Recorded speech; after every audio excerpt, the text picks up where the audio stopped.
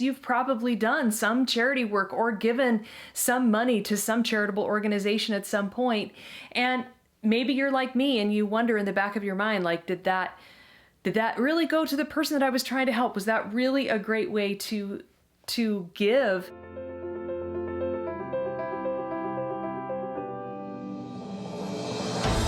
Robert Lupton wrote, "The deep sense of satisfaction that registers within each of us when we give of ourselves to meet a legitimate human need, this desire to help echoes the imprint of the Creator in our lives."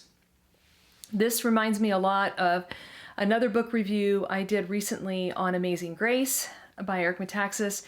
We talked about William Wilberforce and how he changed the culture to make it fashionable to give and be charitable. In fact, some statistics estimate that up to 90% of Americans give in some charitable fashion, and pretty much everybody will tell you that they really believe it's the right thing to do to take care of the less fortunate.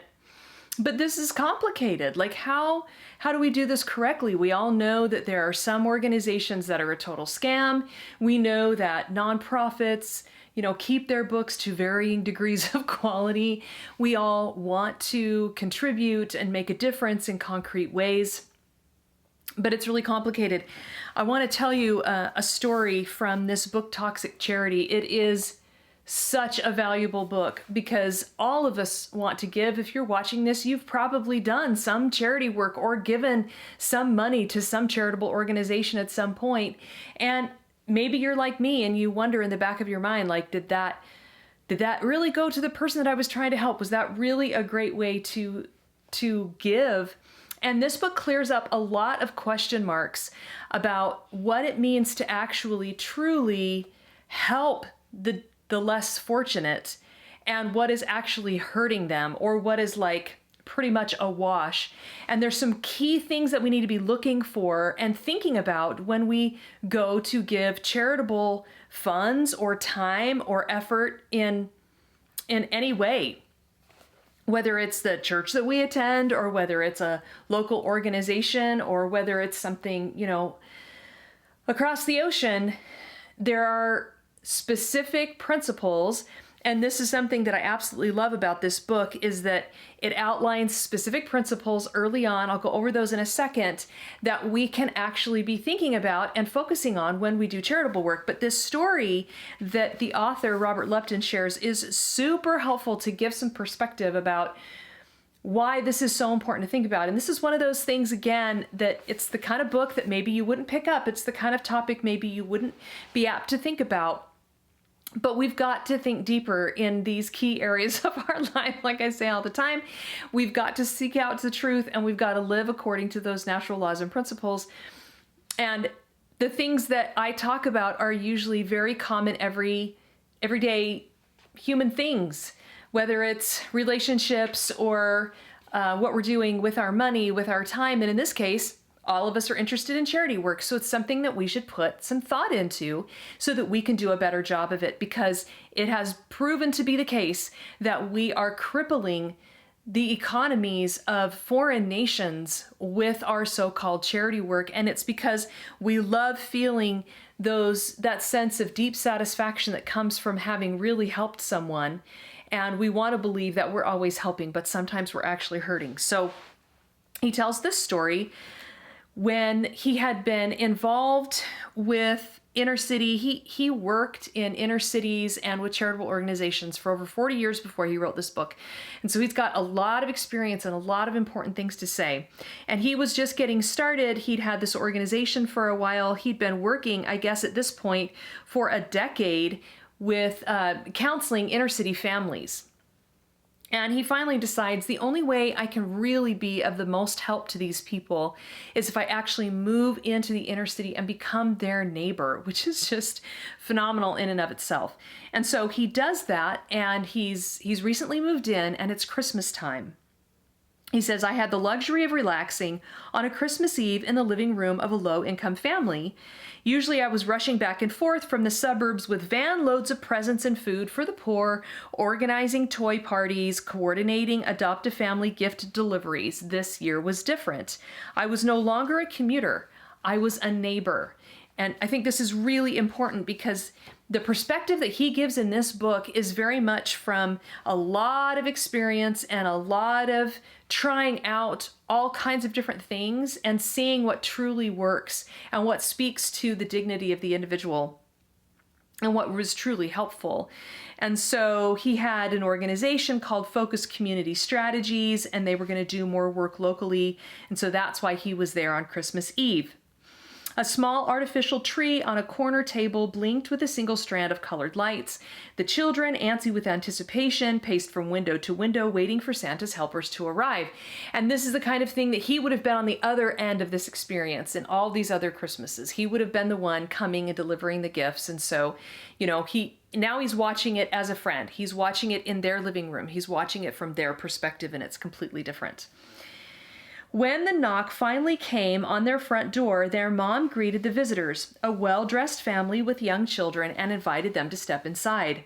A nervous smile concealed her embarrassment as she graciously accepted armfuls of neatly wrapped gifts. In the commotion, no one noticed that the children's father had quietly slipped out of the room. But no one had noticed but their mom. Not until the guests were gone and the children had torn through the wrappings to the treasures inside did one of the little ones ask where their father was. No one questions the mother's response that he had gone to the store. But after organizing these kinds of Christmas charity events for years, I was witnessing a side I had never noticed before. How a father is emasculated in his own home in front of his wife and children for not being able to provide presents for his own family. How a wife is forced to shield her children from their father's embarrassment. How children get the message that the good stuff comes from rich people out there and it is free. So there were all of these emotional and relational consequences for the families they were serving that they never anticipated were the case. He didn't see that that was happening until he was on the inside. And so he goes on later to talk about, because of what he saw, the change that they made the following year. The following Christmas, we terminated our Adopt a Family gift-giving program. So they completely did away with the model that they'd been utilizing and substituted it, spent the year brainstorming how they could do this better in a way that would enable those that had the ability to be able to give of their abundance, and would in turn also maintain the dignity of the families that were receiving some kind of aid. The following Christmas, we terminated our Adopt a Family gift-giving program when well-resourced families called to contribute to a family. We asked if they would be willing to give an extra gift that year, the gift of dignity to the dads. Instead of delivering toys directly to the homes of the poor, donors were directed to bring unwrapped gifts to the family store, where a large section was decorated as the old toy shop. A bargain price was placed on each toy, and parents from the neighborhood were invited to come shopping for the special gifts sure to delight their children. Those who had no money were able to work at the store, earning what they needed for their purchases. In this way, parents in the city experienced the same joy on Christmas morning as most other parents across the nation, seeing their children opening gifts that they had purchased through the efforts of their own hands. That second Christmas, our predictions proved spot on. Our low-income neighbors would much rather work to purchase gifts for their children than stand in free toy lines with their proof of poverty identification. So he talks about how giving is no simple matter, not if giving is to be ultimately redemptive. When we do for those in need what they have the capacity to do for themselves, we disempower them. There's a really good documentary on this. I think it's called Charity Inc. We'll put it in the link below. And I would highly encourage you, and actually we do this in the MDM Academy too, we learn about how to go out and do mission work, how to be a positive impact in the world in ways that are truly going to bless those on the other end of that exchange. And so I would highly encourage you to read this book alongside watching Charity Inc. and have some conversations with yourself, with your family, with whoever you might be involved in good works with, and try to find ways to honor these principles that he delineates. He says, he calls it oath for compassionate service. And these are the principles that he outlines. Never do for the poor what they have or could have the capacity to do for themselves. And I just got to say that, like so many other things, if you replace a word or two, these principles are universal and they apply other places. As parents, we should never do for our children what they have the capacity to do for themselves. We should never do for anyone what they have the capacity to do for themselves. That's called rescuing and not coaching, and I have a podcast about that. And so you want to make sure that you are empowering people, you're raising them. And we'll talk about this also. We talk about this on the podcast about the Canadian Maid program and the euthanasia complication. I mean, these things are all interconnected and they touch our personal daily lives. And so we need to be thinking about them and living more according to the truth, letting the truth make us and others free. Second one, limit one-way giving to emergency situations. So you can be there for someone when they're in emergency, but they need to be giving back and participating in the exchange as soon as the emergency is over. Strive to empower the poor through employment, lending, and investing, using grants sparingly to reinforce achievements. And I've got to say, this is like, we can do other posts and podcasts and videos around government and economic principles, because many of our policies in the United States are not according to principle, and they do not ennoble and empower, and they do not raise people. And so we've had these, organizations in place where we've been handing people food stamps and money and free housing for half a century now, and we really haven't touched the numbers. We really haven't made a difference. We really aren't raising others from their poor situations. And so, whatever those might be. So we really need to think about this. Subordinate self-interest to the needs of those being served, because it's a real ego boost to have the answers, to have the money, to have the ability to do whatever the thing is. And it's very tempting to want the accolades instead of passing those on to the people that deserve, really need to lift themselves out of the situation that they're in. And this is something we talk a lot in the Academy about, meeting real needs and about true servant leaders. And servant leaders, we have a specific definition of servant leadership, and we talk about it early on because we're building servant leaders, and that means people who identify and meet real needs. People know what they want, but they don't often know what they need. And that fundamental principle bleeds into so many areas, and it'll come up again and again if you watch this channel very often. You'll hear me talk about that a lot, and here he is talking about it again. When we do for others what they need to be doing for themselves, when we meet their wants instead of their needs, we are not happy. We are not actually helping. Listen closely to those you seek to help, especially to what is not being said. Unspoken feelings may contain essential clues to effective service. And this can happen really easily when someone feels like they're in a subordinate situation to you and they feel like they're dependent on you in some way, or they're looking forward to things that you might gift them. It's hard for them to be completely honest, even with themselves, let alone with you, about how they're feeling and what the circumstance is doing to them. And so you've got to watch for the fruits, the results that are happening to the kinds of things that they're saying. One of the things he says, he noticed over the years how quickly recipients' response to charity devolved from gratitude to expectation to entitlement. And that is really bad bad, bad, bad. And then people are on the dole and they think it's something that they deserve and something that they're entitled to.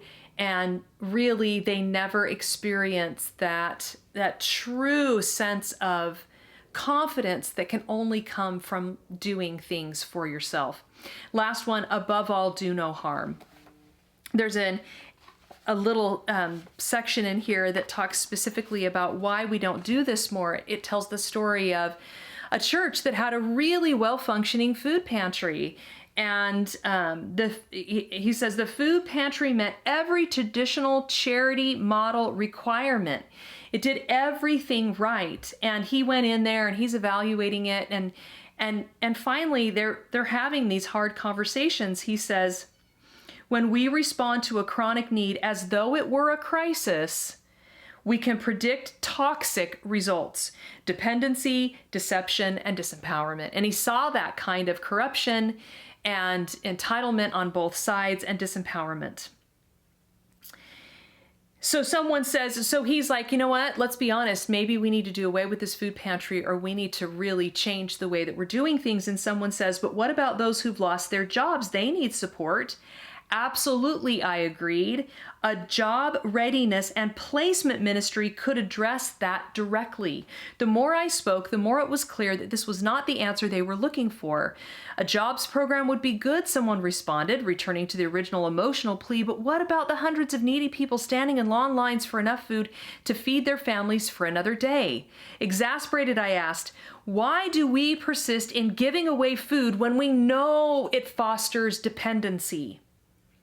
Because it's easier, an attractive lady blurted out. It costs much less time and money to run a food pantry, and that's what the churches want.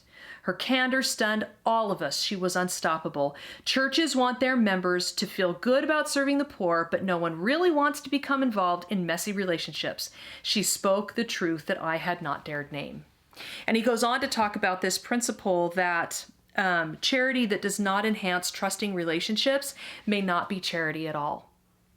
And so this is something that it's really important for more of us to be informed about, to think about, read about, talk about, ponder, and to really show up for organizations that are doing the proper empowering, to think about how we can provide services in time of emergency and then pull back and give resources for people to lift themselves. There's a lot of refugees coming into the United States, a lot of refugee camps around the country, and this is the same kind of experience that these individuals can be enculturated and they can learn to thrive on their own in a new place and a new country. It's a very tough road for them, but again, we want to empower them properly.